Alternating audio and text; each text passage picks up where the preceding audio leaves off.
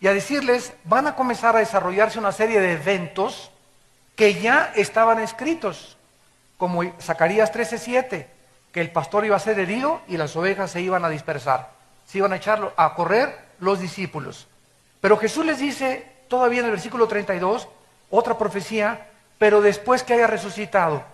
Él estaba absolutamente consciente de todo lo que iba a suceder.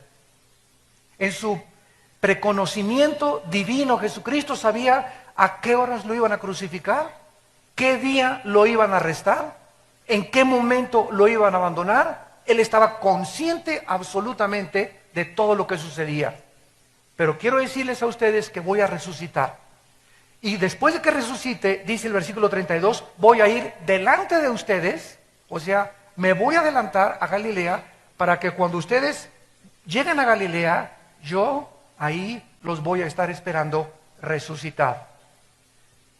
Respondiendo Pedro le dijo, aunque todos se escandalicen de ti, yo nunca me escandalizaré. Jesús le dijo, de cierto que esta noche, antes que el gallo cante, me negarás 3 veces. Pedro le dijo, aunque me sea necesario morir contigo, no te negaré.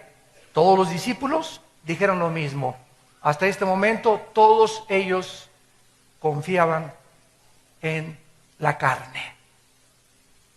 Señor, yo voy a ser cristiano, yo nunca voy a cometer adulterio, yo ya no me vuelvo a emborrachar, ya no vuelvo a dejar de fumar, te prometo que voy a hacer esto para el siglo XXI y comenzamos a hacernos propuestas donde creemos que nuestra fuerza de voluntad es suficiente para poder caminar con Dios.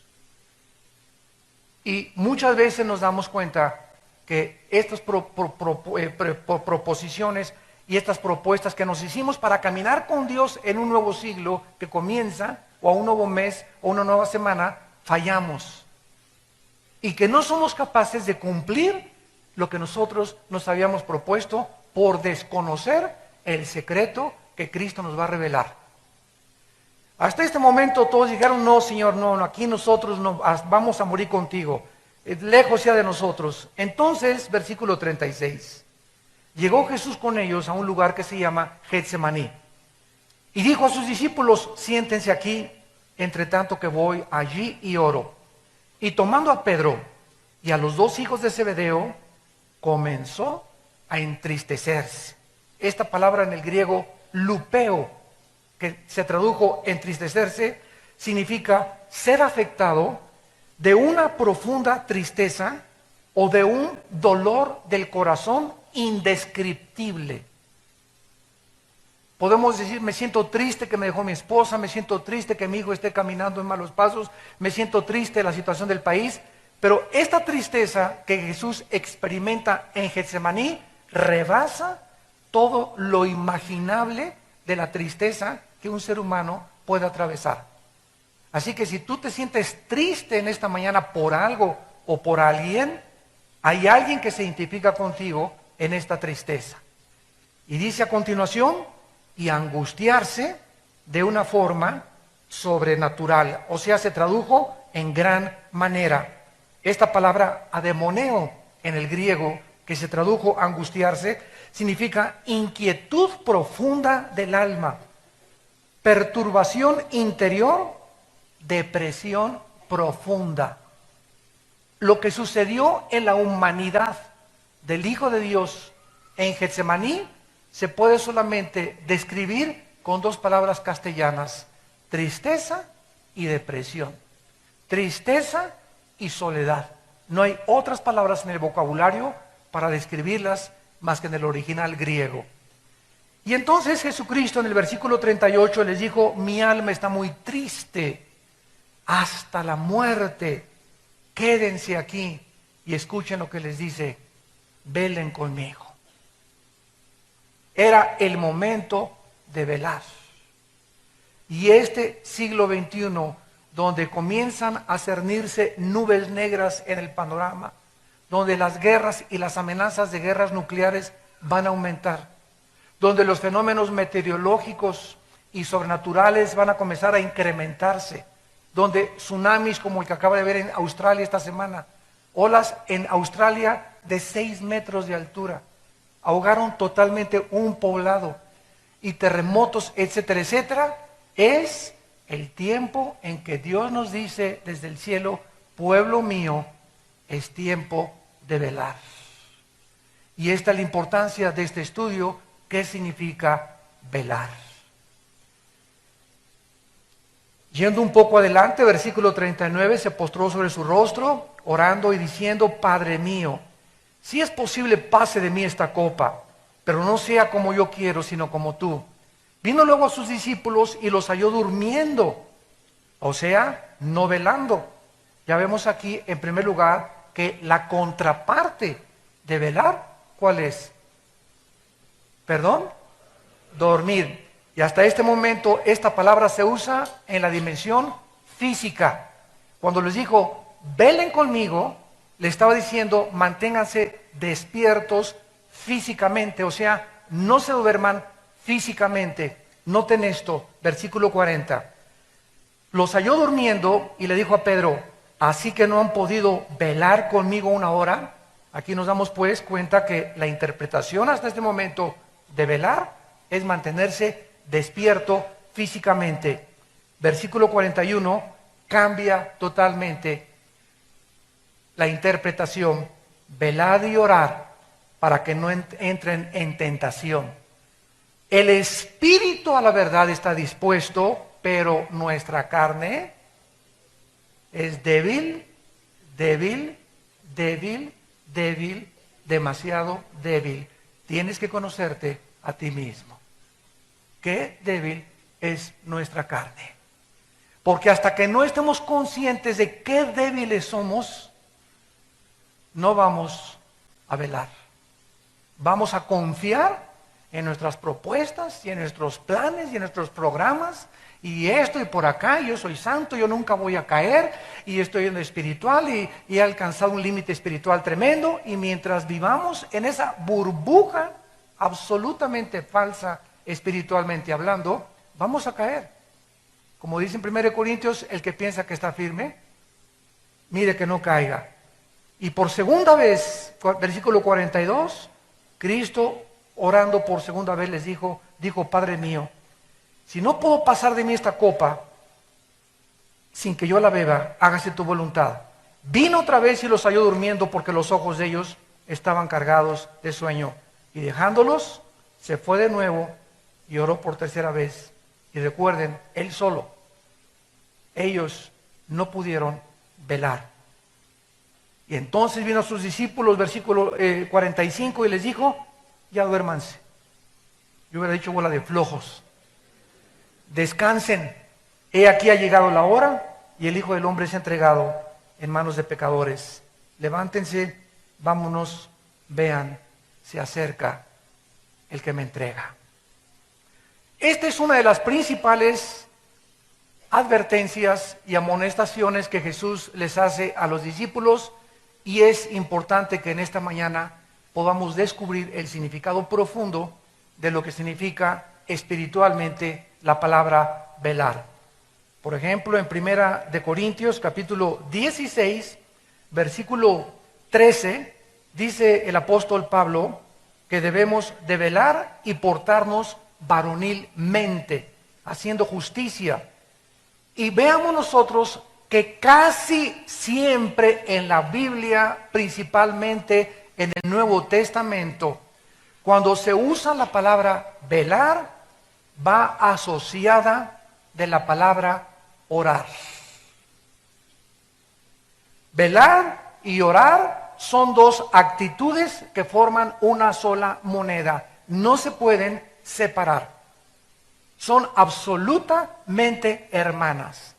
Por eso es que muchos de ustedes, cuando se proponen orar, ¿qué sucede? Les vence el sueño. Y por eso no es recomendable orar acostado, a menos que tengas alguna deficiencia física o tengas problemas en los meniscos, en tus rodillas, y no te puedas hincar o sentar. Pero el problema cuando oramos dormidos, ahí me ha pasado muchas veces, me quedo dormido. Y ya no sé ni a qué horas me quedé dormido, pero oré 4, 5, 6, 8 minutos de acuerdo al cansancio que tengamos, y ahí nos quedamos. Y cuando queremos velar, no lo hagas acostado, por favor, porque te vas a quedar dormido.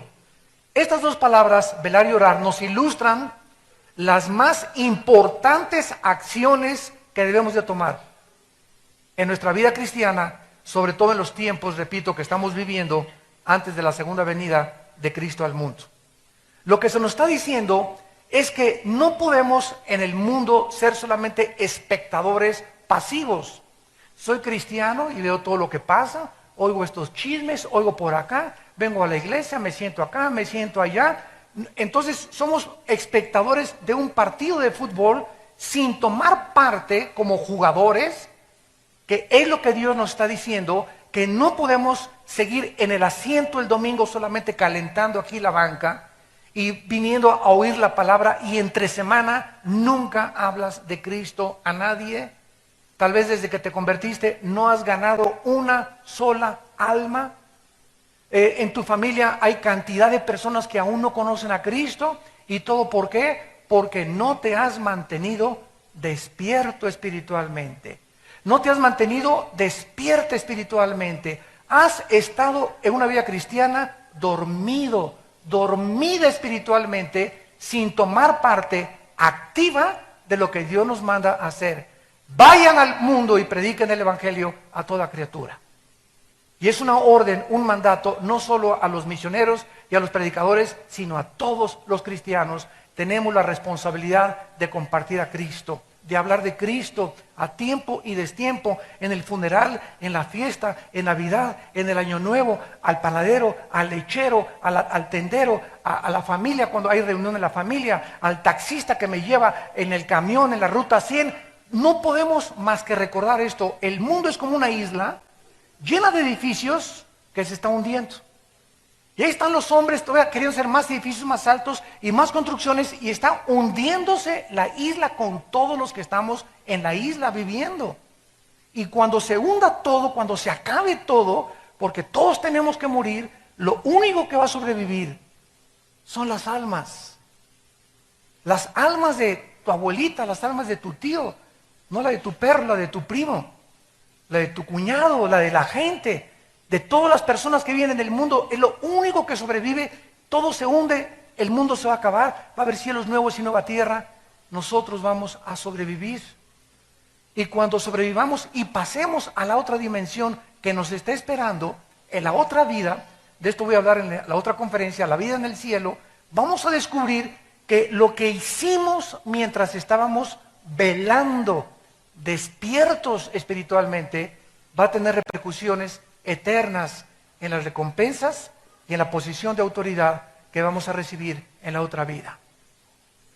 En otras palabras, si tú vas a ser en la otra vida presidente de 4 o 5 naciones o gobernante de la galaxia Andrómeda, o vas a tener posiciones de autoridad en el reino de Dios, va a ser no porque le caíste bien a Dios ni a Cristo. Ahí no va a haber compadrazgos ni nepotismo. Va a ser por tu fidelidad que tuviste mientras estabas en el cuerpo. No perdamos el tiempo. ¿Qué tan importante es velar? Antes de entrar a este estudio, consideremos que otra vez se encuentra con la palabra asociada de orar, porque el Espíritu Santo une la palabra velar con orar en toda la Biblia. Vamos pues a introducirnos al estudio. La palabra velar significa en el griego etimológicamente, es la palabra gregoreu, como si fuera Gregorio, grego, reu, y significa mantenerse despierto, no dormirse, estar en guardia, mantenerse vigilante y alerta ante los peligros espirituales de los cuales estamos rodeados. Jesús dijo: los mando como ovejas en medio de lobos. Los coloco en un mundo donde ustedes no pertenecen, porque Jesús dijo en Juan 17 que nosotros no éramos de este mundo. En el momento en que recibes a Jesucristo, somos trasladados, dice Gálatas, de un mundo espiritualmente, no geográficamente hablando, de un mundo espiritual de tinieblas donde se nos abren los ojos y comenzamos a ver el mundo con los ojos del Espíritu Santo y de Dios para ver cuáles son los verdaderos valores a lo que le debemos dar importancia y qué es realmente lo que se encuentra detrás de la fama, del dinero, del poder y de la popularidad del falsamente llamado conocimiento humano. Entonces, esa luz que se nos da a través del Espíritu Santo cuando Él entra a nuestra vida, que nos abre los ojos al mundo real al que vivimos, ya no es el jijiji, jojojo, y la vanidad, y las mentiras ilusorias, etcétera, etcétera. Es un mundo que está en contra de nosotros. Es un mundo que se opone a este libro. Es un mundo que odia a Dios. El mundo que nos rodea es el que crucificó a Dios. Los pecados del mundo son los que crucificaron a Cristo en la cruz. Por eso vas a ser perseguido, malentendido, calumniado, chismeado, rechazado, perseguido, porque no pertenecemos a esta sociedad. Cuando dice Jesús que seamos santos porque Él es santo, significa sean separados. No hagas lo que el mundo hace, sepárate del mundo. No te digo que te vayas a un convento, ese fue el error de Roma. Agarrar y mandarlos al convento para creer que eso nos aísla del mundo. Si nos vamos a un convento, ¿cómo le vamos a predicar a la gente? Es absurdo, ¿verdad? Y lógico y racional. No, estamos en el mundo, pero no participemos de las obras del mundo. No hagamos lo que el mundo, las modas, la moral, no sigamos la corriente del mundo que no lleva por líder al Espíritu de Dios, sino a Satanás. Esto es lo que significa mantenerte alerta, darte cuenta que estamos rodeados de tentaciones. Y si no, camina por el periférico, espectaculares ya desnudos, ya en ropa interior, mujeres y hombres, por todos lados, burlas, prendes la televisión, vulgaridades, obscenidades, pornografía, ya hasta las caricaturas hay pornografía, prendes el internet, más de 25 millones de sitios pornográficos. Lo primero que yo hice ahora a mis hijos con los famosos iPhones es quitarles el internet a los niños. Tú no puedes a un niño entregarle una computadora, una laptop o un iPhone que tenga internet, porque le estás entregando peor que una arma. Lo estás entregando a un mundo donde él se mete y destruye su mente. Que mi esposo y yo le dijimos a nuestros hijos, ¿quieren internet? Aquí en la casa. ¿Quieres hacer tarea? Aquí en la casa y en mi oficina está el internet y ahí te metes y yo veo qué cosas estás haciendo. Pero tú no vas a traer internet en tu iPhone, ni en tu iPad, ni tampoco en los cientos de cosas cibernéticas que existen ahora. ¿Por qué? Porque es algo que los destruye a los niños y a los jóvenes. No se imaginan ustedes el daño que está haciendo internet con los millones de sitios de obscenidades y de barbaridades, de homosexualismo, lesbianismo, masoquismo, sadomasoquismo. Pueden meterse a la página que ellos quieran libremente, a un mundo que no existe, más que es el mundo que destruye las mentes y los corazones de la próxima generación. Y nosotros somos responsables de cuidar que nuestros hijos puedan meterse y estudiar y no meter en su mente cosas que los vayan a destruir. Entonces, esta palabra velar, mantenernos alertas, mantenernos despiertos, es la palabra que se usa para una persona que cuida un edificio. ¿Qué es un velador? Alguien que está velando. ¿Quién es un velador? Una persona que trabaja de las 11 a las 7 de la mañana, que es el turno que se llama de noche. Si tú trabajas de bellboy de 11 a 7, estás velando como bellboy. Cualquiera que trabaje en la noche, trabaja velando. ¿Por qué? Porque entre la 1 y las 3 de la madrugada, yo me acuerdo cuando era bellboy en el Hotel Camino Real, aquí en México, hace muchos años, ahí comencé en la hotelería de bellboy, y me acuerdo que llegaba, me cambiaba en mi locker, me ponía mi uniforme de bellboy, y a las 12 y todo, y por acá, y a los clientes sirviéndoles, cargando las maletas, por esto y el otro, y a la 1:30 comienza uno, y se le comienzan a cerrar los ojos, y a cerrar los ojos, y si te mantienes despierto entre la 1 y las 3, ya lo hiciste. Porque es un momento y un periodo de tiempo donde el cerebro no soporta ya mantenerse despierto. Es nuestra fisiología, es la forma natural que el cerebro fue programado por Dios. y te agarre el sueño y un parpadeo así te quedas dormido. Y es precisamente entre la 1 y las 3 de la mañana donde más oscuro se encuentra el tiempo. De las 3, 4, 5 de la mañana ya comienza el amanecer, ya no es tan difícil mantenerse despierto.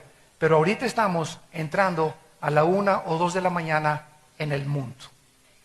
Estamos entrando a la época más tremenda de las tinieblas espirituales del mundo. Romanos capítulo 13. Dice el versículo 11 al versículo 14. Romanos 13, del 11 al 14. Y esto, vean el énfasis espiritual de esta amonestación del apóstol Pablo. Romanos 13, 11. Y esto conociendo el tiempo. O sea, ¿qué responsabilidad tenemos nosotros de saber en qué tiempo estamos viviendo? Debemos de conocer que nos encontramos a las 2, 3 de la mañana. El mundo está oscureciéndose.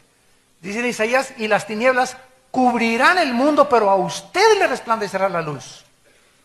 Es en este tiempo, amados santos de Dios, ustedes que nos escuchan a través de la televisión, cuando más alertas y despiertos espiritualmente debemos estar.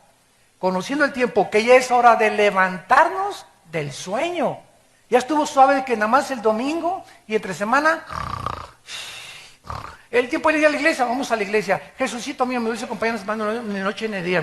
Santo, santo, santo, santo. Y te vas y de lunes a sábado no vives la vida cristiana, no tienes una vida de oración diaria, no tienes una vida de estudio de la Biblia, no vas entre semana a estudios, estás dormido, dormida en el tiempo que estamos viviendo.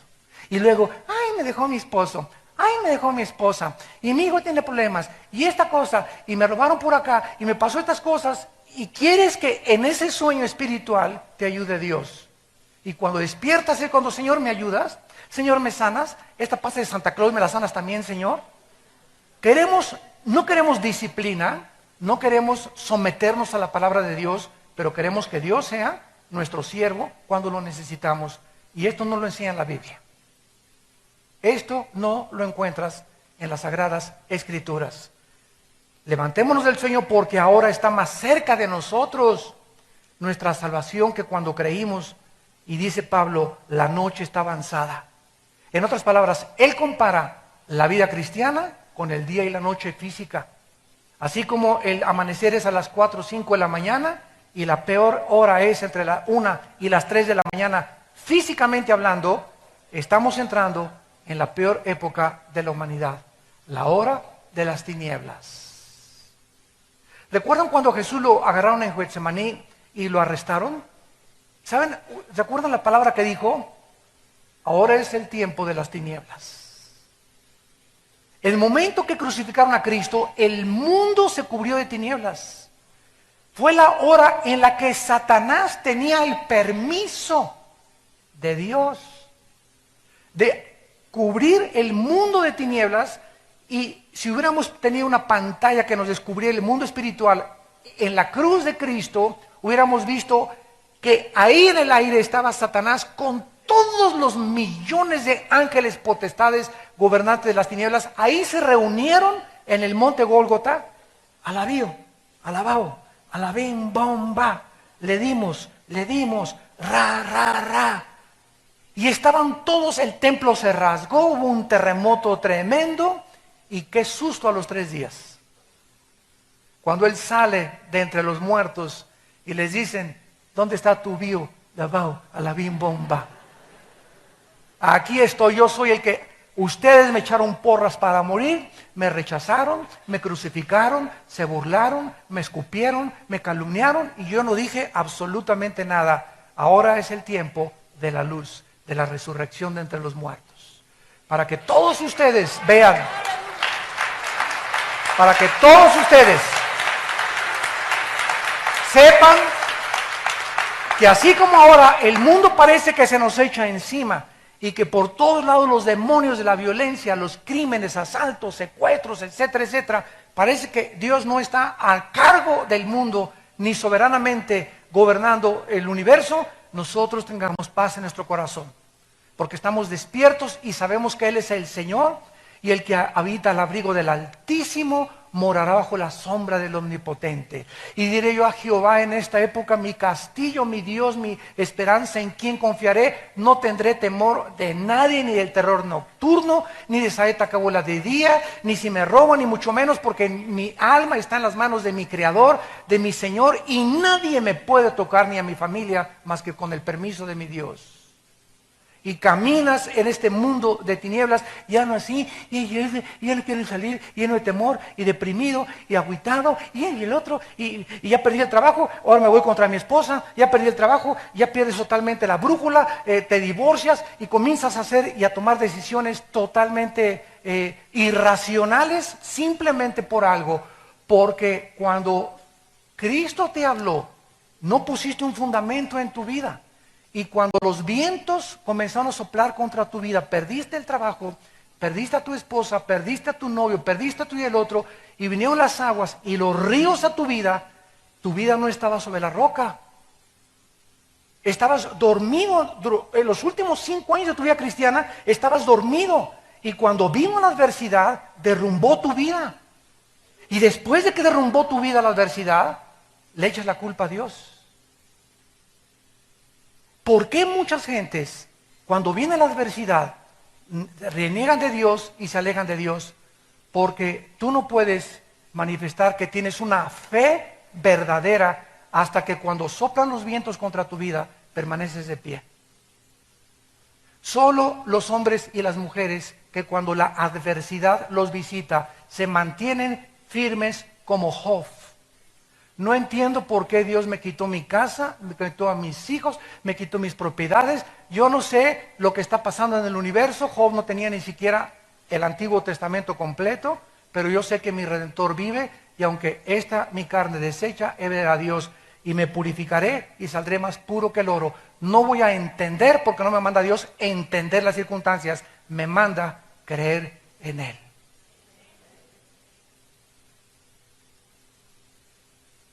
Esta es la fe. Creer a pesar de las circunstancias. No sé lo que está pasando y me preguntas, yo tampoco sé, hermano, lo que está pasando en tu vida. Pero eso es una cosa, Salmo 27. Hubiera yo desmayado si no hubiera creído que vería a Dios en la tierra de los vivientes. La fe es lo único que nos sostiene de pie. Seguir creyendo. Y si cuando los vientos vienen contra tu vida, tu fe no está fortalecida, porque estabas dormido espiritualmente hace 4, 5, 6 semanas, los vientos van a acabar con tu casa, van a acabar con tu familia, van a acabar con tu matrimonio, van a acabar con tu negocio, van a acabar con todo, porque viene para matar, robar y destruir el enemigo. Pero yo, dijo Jesús, quiero darte vida y vida en abundancia. Despiértate, tú que duermes, y te alumbrará Cristo. Ahora pasamos y nos damos cuenta pues que velar espiritualmente, unido a la oración, es lo único que nos dará la fuerza y el poder para sobrevivir este mundo. Es lo único que nos va a mantener de pie y aguantar los chubascos, las granizadas, las tormentas espirituales y físicas que se vienen sobre el mundo. Es lo único que te va a mantener, y aunque pierdas el trabajo, no va a faltarte la comida, no vas a pedir prestado, porque joven fui, dice el Salmo 37, y he envejecido. Y no he visto justo desamparado, ni su descendencia que mendigue el pan. Por cuanto has puesto en mí tu amor, dice el Señor, Salmo 91, y has confiado en mí, yo te libraré. Porque sabe Dios librar a los justos de la tribulación y darles el pan en el momento de la adversidad. Hijo mío, no te olvides de mi ley, y tus mandamientos estén en mi corazón, porque largura de días y de años y paz te aumentarán. Proverbios capítulo 3. Fíjate de Jehová de todo tu corazón, no te apoyes en tu propia prudencia. Reconócelo en todos tus caminos y Él enderezará tus veredas. Teme a Jehová y apártate del mal, porque será como medicina a tu cuerpo, refrigerio a todos tus huesos. Honra a Jehová con tus primicias, con tu dinero, úsalo para la gloria de Dios. Y nunca, dice el Señor, nunca te faltará. Porque tú me honraste cuando tenías. Ahora que no tienes, acuérdate que no me honraste. No me eches la culpa, dice Dios, que no encuentres trabajo. Porque cuando tenías trabajo, no me honraste ni siquiera con tus diezmos. Y no es porque Dios lo necesite, simplemente porque es una manera de demostrar que confiamos y que nuestros intereses están en el reino de Dios. Solamente velando y orando podemos nosotros soportar los tiempos en que estamos viviendo. Mientras más cerca nos encontramos de Cristo, con más urgencia debemos despertar de nuestro sueño espiritual. Ahora, en segundo lugar, velar bíblicamente es mantener la mente alerta. Porque aquí es donde todo absolutamente se desarrolla el campo de la batalla. La mente es el campo de la batalla entre el bien y entre el mal. Dios nos ha dado una mente maravillosa, no sé cuántos de ustedes ya lo descubrieron. Un niño de 6, 7 años de edad puede hablar 4 idiomas. Yo tengo un nieto ahorita, Max, el hijo de Moisés, mi hijo, que habla 3 idiomas, portugués, inglés y español a la perfección a los 7 años de edad. Su mamá es portuguesa o brasileña, ¿verdad? El inglés lo está aprendiendo en Estados Unidos y el español, pues papá le habla todo el día en español. 3 idiomas habla, le hablas en portugués, este niño de 6 años, te contesta en portugués. Le hablas en inglés, te contesta en inglés. Le hablas en español, te contesta en español. Tiene 6 años, ahora va a comenzar a aprender italiano. Hay niños de 10 años o de 12 años que se graduaron de la universidad. Hay personas como Stephen Hawking, que ahorita se considera el físico matemático ateo, por cierto, del mundo en Inglaterra, que le das una hoja con ecuaciones y solamente las ve 30 segundos y memoriza más de 30 ecuaciones en 30 segundos. Y te dice perfectamente bien de qué se trató cada incógnita, cada raíz cuadrada y cada x de cada ecuación. ¿No se han dado cuenta ustedes que la mente que Dios nos los dio para que estudiáramos, para que aprendiéramos, para que observáramos, para que analizáramos, para que juzgáramos, para que discerniéramos, para meditar, para memorizar y para pensar? Pero ¿en qué tu mente la estás usando a los 20 años que tienes, 30 años que tienes? ¿En el Calimán? Nada más la sección de deportes, si ganó el América o si perdió el América, o si los Steelers van ahora al Super Bowl. Y la televisión, las telenovelas, te roban tu mente las telenovelas. Te la vacían las películas, las telenovelas. ¿Por qué? Porque nunca memorizas la palabra, nunca la reflexionas, nunca piensas, nunca ponderas acerca de lo que estás leyendo. Y es la razón por la cual tu mente es de ostión. La tienes así, tu mente la tienes completamente obstruida. Entonces no tienes una mente que pueda discernir, pensar, analizar, tomar decisiones. ¿Por qué? Porque no has ejercitado tu mente. Romanos 12:2. No se conformen a este mundo, sino transfórmense por medio de la renovación de vuestro entendimiento. En el griego dice, no dejes que el mundo moldee tu manera de pensar. Transfórmate, no pienses como piensan los científicos ateos, los artistas de cine, los cantantes, etcétera, etcétera. No le creas a Paquita lo del barrio, la que dice de los hombres, etcétera, etcétera, porque al ratito vas a creer que eres una rata de 3 patas. No creas los comerciales, no creas lo que dice en la televisión, no creas todo el 100% lo que ves en las noticias, en los periódicos. Trata de meterte a mi palabra, dice el Señor. Métete a mi palabra, comienza a memorizar 2 versículos en la mañana, 2 en la tarde, 2 en la noche, como si fueran chochos de un médico. Señora, tómese usted 2 chochos en la mañana, 2 en la tarde y 2 en la noche. Y llegas a los 15 días, ay, pues me sigue doliendo la panza. ¿Se tomó los chochos? No me los tomé, ya no regrese conmigo, dice el doctor. O va a hacer usted lo que yo le digo, o yo no soy responsable de su sanidad. Y así estamos nosotros los cristianos. Ay, Señor, tengo tantas tentaciones y no puedo aguantar, y no puedo dejar el cigarro, y no puedo dejar aquello. ¿Por qué? Porque no obedece lo que Él te está diciendo. Josué 1, 8 y 9, Josué, día y noche, día en la mañana y en la noche antes de acostarte, cuando te levantes y cuando te acuestes, medita en mi palabra. Memorízala, reflexiónala, guárdala, piensa en ella. Eso se llama ponderar, meditar en la palabra. Y esta meditación y memorización de las Escrituras es la que hace que como un globo nuestra mente comience a abrirse, abrirse, abrirse. Y mientras más palabra tengas en tu mente, tienes una percepción espiritual mucho más grande de lo que está pasando en las naciones, en el mundo, en la ciencia, en tu escuela. Comprendes a las gentes, comprendes las iglesias, tienes estabilidad, tienes brújula, porque eres lleno de la palabra de Dios. Mientras no hagamos esto, no vamos a mantenernos despiertos en los tiempos que estamos viviendo. Si yo te pasara aquí ahorita y te dijera, de perdis, dinos el Salmo 23, ¿te lo sabes de memoria el Salmo 23? Ya de perdida. No, hermano, no me sé Juan 3:16. De tal manera amó Dios al mundo que Dios su Hijo unigénito, bla, bla. ¿Te sabes el Salmo 91 de memoria? ¿Te sabes algún salmo de memoria? ¿Te sabes algún capítulo entero de memoria de la Biblia? O por lo menos todo Proverbios capítulo 3, o Proverbios capítulo 8, o Salmo 27, Dios, mi fortaleza, mi salvación, de nadie de temer. ¿Podrías pasar aquí y decirnos 30 versículos de memoria que en tus 10 años y 15 años o 20 años de cristiano no has podido memorizar 20 versículos de la Biblia? ¿Te das cuenta la mediocridad de la vida espiritual que estás atravesando y viviendo? Y así quieres, ¿y qué fue la predestinación? ¿Y qué pasó con el arca de Noé?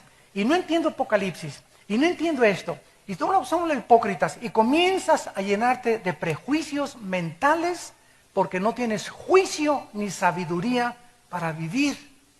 Porque lo que nos da la sabiduría es la palabra de Dios. Salmo 19, la ley de Jehová es perfecta, que convierte el alma. El testimonio de Jehová es fiel, que hace sabio al sencillo. Los mandamientos de Jehová son rectos, que alegran el corazón. El precepto de Jehová es puro, que alumbra los ojos. El temor de Jehová es limpio, que permanece para siempre. Deseables son más que el oro y más que mucho oro afinado, y dulces más que la miel del panal, y en guardar su palabra hay grande galardón. ¿Qué hago cuando comienzo a dudar de Dios? A citar el Salmo 19. Tu ley es perfecta. No necesito nada que convierta mi vida más que tu palabra. No necesito psiquiatras, no necesito chochos, no necesito psicólogos. Necesito tu palabra. Porque es perfecta, es capaz, es total, es el instrumento que Dios ha usado para poder transformar toda nuestra vida interior y ampliar nuestra mente con discernimiento espiritual. Y esta es la razón por la cual fracasamos, porque no velamos memorizando la palabra de Dios. Yo me he propuesto este año del 2011 no acostarme sin memorizar un capítulo entero de la Biblia todos los días. Y que me den las 10:30, que es a lo que me acuesto, a las 11 a más tardar, pues me acuesto a las 7 y me recojo a las 7, no quiero hacer nada más que la palabra de Dios, vivir en la palabra, meditar la palabra, memorizar, pensar en ella, llenar mi corazón, las noticias de vez en cuando, ¿verdad? Porque es importante estar consciente de lo que está pasando en el mundo, y revistas también, Time Magazine, y Newsweek, y US News World, etcétera, etcétera, pero la prioridad es la palabra de Dios. Mientras tú no hagas esto, el sueño te va a ganar, te va a dominar. Y como los discípulos, cuando necesitaron estar con Cristo en la cruz, se echaron a correr, porque se durmieron en el momento de la prueba. ¿Qué pasó qué hubiera pasado si los discípulos no se hubieran dormido en Getsemaní? No hubieran abandonado a Jesús. Y Jesús murió solo con 3 mujeres al pie, y Juan el único que se quedó con él. Y todos se fueron. ¿Qué pasa cuando nos dormimos? Comenzamos a negar a Dios. Comenzamos a abandonar a Dios. Comenzamos a creerle más al mundo, y nuestros principios y convicciones comienzan a deshacerse como la niebla, porque no estamos llenos de toda la plenitud y el conocimiento de la palabra de Dios. En penúltimo lugar, dice la Biblia que al contrario de todas las religiones paganas, es muy significativo que el cristianismo está basado en mensajes escritos y hablados. No sé cuándo lo habías podido tú pensar. Mensajes escritos en la Biblia, Porque el pueblo de Dios se llama el pueblo del libro. Así se nos llama, el pueblo del libro de la Biblia. Nuestro valor, nuestro fundamento es la Biblia, no mi razón, mi filosofía, ni Sartre, ni Darwin, ni Freud, ni Sagan. No, mis principios vienen de este libro. Somos el pueblo de la Biblia. Los mormones es la Biblia más Doctrinas y Convenios, más la Perla de Gran Precio. Los Testigos de Jehová, la Biblia más el Atalaya, el romanismo, la Biblia más las tradiciones de la iglesia, etcétera, etcétera. Pero nosotros somos el pueblo del libro. Esta es la característica más importante del cristianismo. Es la Biblia, nada más. No hay nada que quitarle, no hay nada que agregarle. Es suficiente para nosotros este libro. En contraste, la mayor parte de las religiones paganas enfatizan imágenes, ídolos, símbolos y rituales, los cuales están comenzando a entrar al cristianismo. En lugar de que esto sea nuestro fundamento, ahora, vengo a oír una palabra de profecía. Vengo a que me diga si me voy a casar. Llegó un profeta y voy a oír para ver si a lo mejor voy a pasar al frente para que me diga, tú vas a ser el ungido de las naciones. Esta iglesia va a ser fuentes de agua viva donde salgan. Aquí va a salir el avivamiento, etcétera, etcétera. Estamos comenzando a salirnos del mensaje profético que está terminado al misticismo espiritual. Cuando el profeta no es el que anuncia el futuro, sino el que anuncia para exhortar, consolar y edificar a la iglesia. Los eventos futuros están completos en la Biblia, Apocalipsis 22, y no hay nada que quitarle ni nada que agregarle. Cualquiera que te diga, en el 2011 se acaba el mundo, en el 2012 se acaba el mundo, en junio de tal fecha, son falsos profetas. La hora no la sabe nadie más que Dios. En Mateo capítulo 24, Cristo, antes de partir y de terminar su misión con los discípulos, les hizo mucho énfasis precisamente en esto, capítulo 24 de Mateo, versículo 42. Mateo 24, 42. Y les dice Cristo, velad. Ahí está otra vez. Porque no saben a qué hora ha de venir el Señor. En otras palabras, cuídate que si Cristo regresa hoy en la noche o si Cristo regresa mañana, te halle durmiendo espiritualmente. Cuidado, porque te quedas. Te quedas. Fue lo que dijo en Lucas 21, orad y velad para que seáis tenidos como dignos de escapar las tribulaciones que se vienen sobre el mundo. Cuando Cristo venga, los que tengan las lámparas prendidas, ¿se acuerdan la parábola de las 10 vírgenes? Solo las que tenían el aceite. O sea, muchos traían la Biblia es la lámpara. Pero si tú traes la lámpara a la Biblia sin el aceite, que es el Espíritu Santo, que es el que le da vida a la palabra, no mi mente, no mi razonamiento, sino que es el Espíritu dentro de mí lo que hace viva la palabra a mi espíritu. Si no tengo una relación con el Espíritu Santo viva, diaria y dinámica, porque estoy alerta y el Espíritu Santo tiene un instrumento a quien hablarle, cuando venga Cristo me va a hallar, sí, con la Biblia, aleluya, gloria a Dios, y viene el rapto y de repente la mitad aquí del sur se quedaron en la iglesia. ¿Y los demás dónde están? Y entonces vas a caer de rodillas ahí en tu silla. Señor, tenían razón, ¿verdad? ¿Y por qué? ¿Por qué? Por tu negligencia y por tu incredulidad. Nunca le creíste a Dios. Y no me vengas a decir, Señor, Señor, porque te voy a decir, Mateo capítulo 7, nunca te conocí, nunca hiciste mi voluntad. ¿Cuál es su voluntad? Que velemos y oremos. Y continúa Jesús en el versículo 43, pero sepan esto, que si el padre de familia supiera a qué hora el ladrón habría de venir, velaría y no dejaría minar su casa. Tú vives en una casa y creo que si te dicen que hay ladrones afuera de la casa, serías un tonto de dejar las puertas abiertas. Nuestra vida debemos de cerrarla, porque estamos rodeados de ladrones espirituales, de espíritus demoníacos que quieren entrar a robarnos esto, la palabra de Dios. El diablo quiere sacarte esto y no se te va a aparecer en persona, te va a mandar a tu primo, a tu novio, a tu novia, a alguien de tu familia, a un amigo cercano a meterte dudas, a meterte tentaciones, a jalarte hacia ellos porque quiere sacar esto de tu vida. Porque tu vida no está cerrada, no tiene candados. No has atesorado la palabra de Dios como lo más precioso que debemos de tener. Si no pongo candados en mi casa, se meten los ladrones. Si no pongo candados en mi vida espiritual, el enemigo viene a robarnos, a destruirnos y a destruir nuestra mente y los valores y la confianza y la esperanza que Dios nos ha dejado. Y dice el versículo 43, si el padre de familia supiera, o sea, si nosotros también supiéramos a qué horas vendría el ladrón, ¿verdad? Pues velaríamos. Pero tanto también ustedes estén preparados, porque el Hijo del Hombre vendrá a la hora que no pensáis.